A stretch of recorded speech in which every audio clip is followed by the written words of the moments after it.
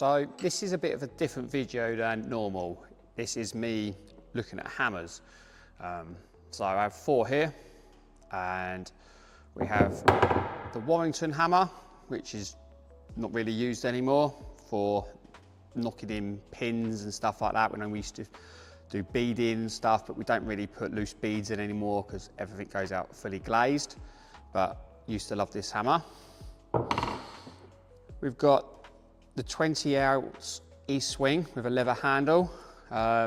Basically, this is used more in the workshop as I'm a joiner. I've been a joiner for 25 years. Had this since an apprentice, so very, very attached to it.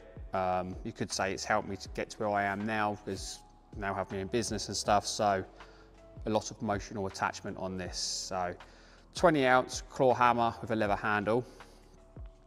We've then got the big boy, the big Estwing, shuttering framing hammer. Can't remember the weight of it, 22 or 24. A beast of a hammer. I'll explain what I use all these for in a minute. And then we're going to have a look at the new one, the Kinetic Customs Nighthawk, 15-ounce hammer, titanium shaft. So, what the idea is I just want to see, is it one of these Nighthawks really worth the money? I'm not sponsored by these. I will give you my honest opinion, and I'm going to be very honest and say I'm very biased towards this. So, you know, this is about 4.5 times the price of this, but so is it really worth it? You know, so today all I'm going to do is knock in a few nails, to be honest. So go from there and just see how it feels. So these days, all we really use hammers for in the workshop is for wedging up doors.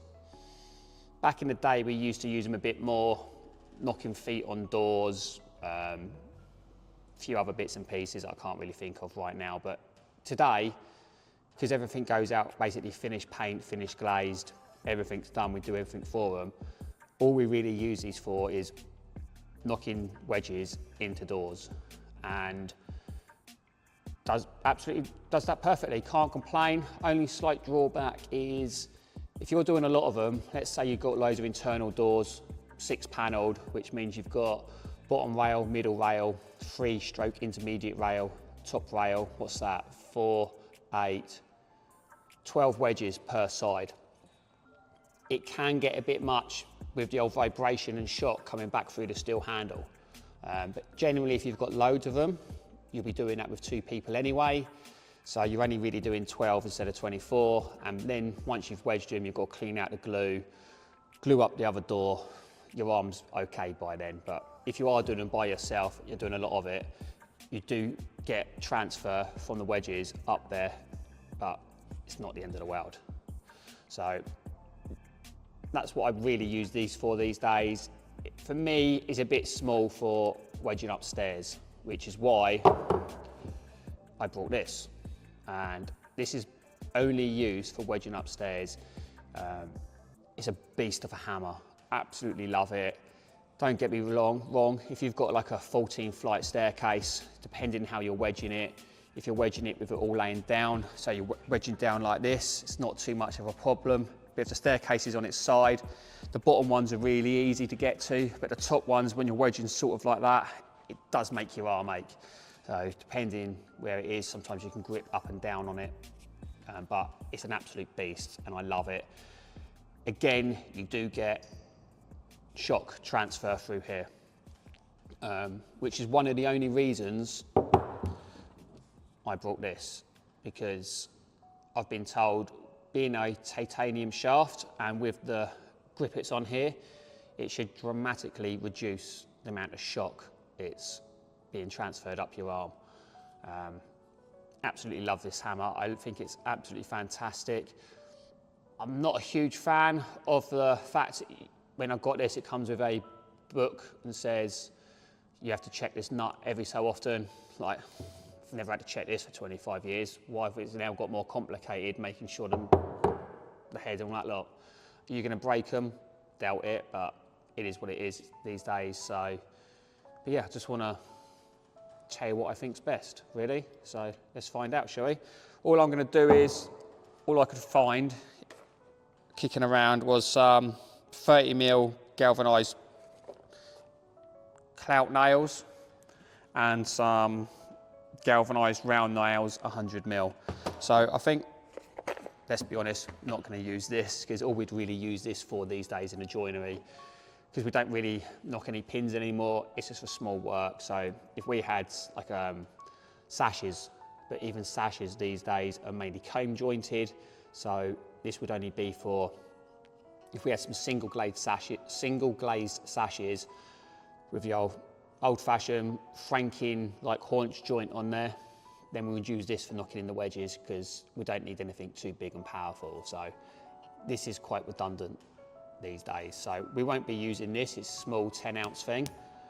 But I think what I'll do is, if I knock maybe 3 of these in, I know it's not joinery, but I need to try something, and a couple of the big boys, and we'll just see how it feels. I haven't swung any hammer today, okay? So, and when I finally get to this will be the first ever time. So it'd be interesting to see. And what I might do on the last one of the little 30mm, I'll leave it out a little bit, and I'll leave one of these out a little bit so I can pull them back out. Not that we really do this in a workshop, but let's see what happens.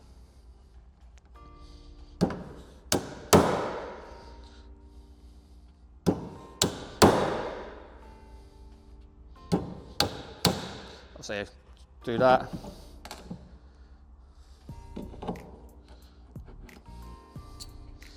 Yeah, apart from me being a bit of a twat on the first one, comes out easily.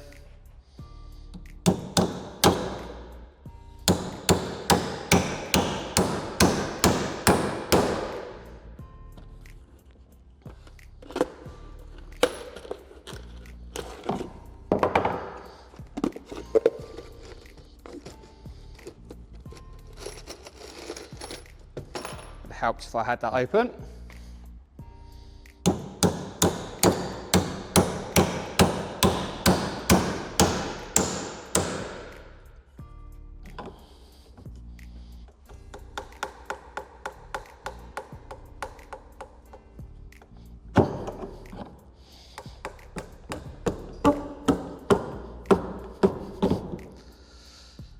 So the 30mm, obviously they're all going to be fine on the 30mm. I haven't knocked a 100mm nail in for years. It's not what I do, but it went in easy enough. If I was doing it all day, every day, yeah, you're going to know about it, because I could feel that shock transferring up the forearm quite a bit there. But again, absolutely fantastic bit of kit. It does the job. So let's go overkill on the really big boy.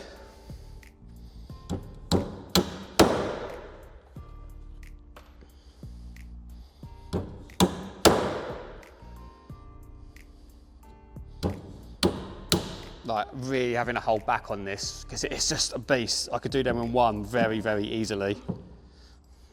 It's always going to get a nail out easier because it's got a much longer shaft on it.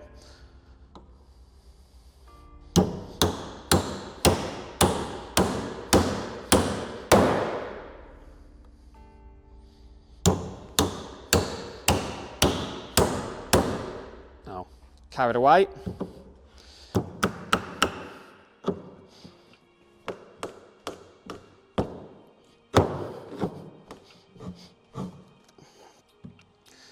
As we expected, the nail came out easier with this, but that's just due to the long shaft.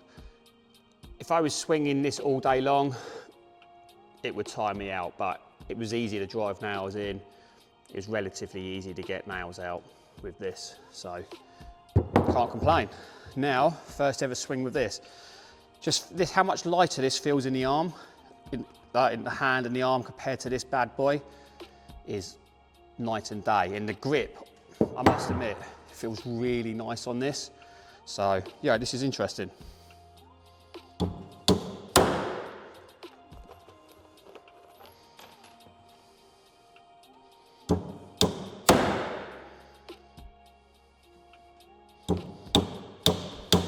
Wow.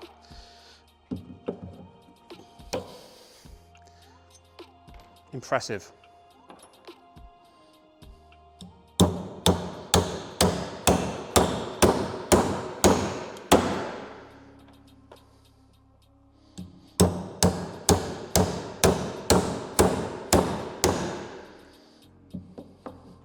I know this has a side nail puller, just want to do this the same on all of them, just so it's fair.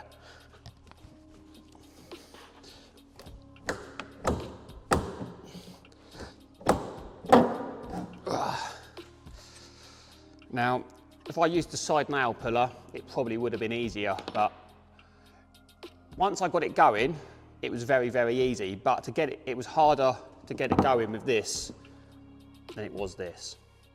That said, this felt very good driving those big nails in.